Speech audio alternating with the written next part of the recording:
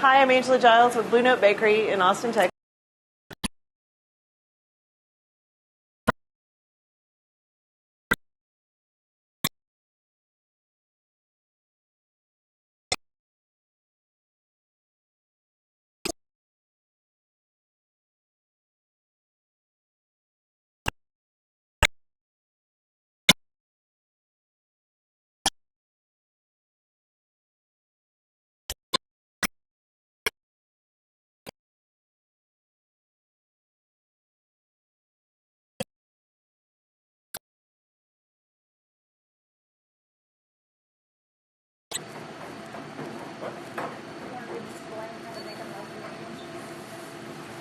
Got your two little pea pod balls.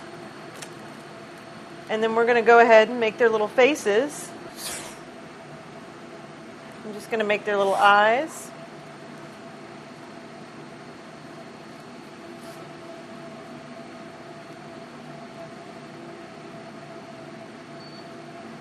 Real easy. And then we take a little bit of that pink color. And we're going to make a little smiley. A rolling pin. Cutting it, the fondant with the spatula to make it kind of a pea shape or pod shaped. And we're going to take these little guys and stick them in there.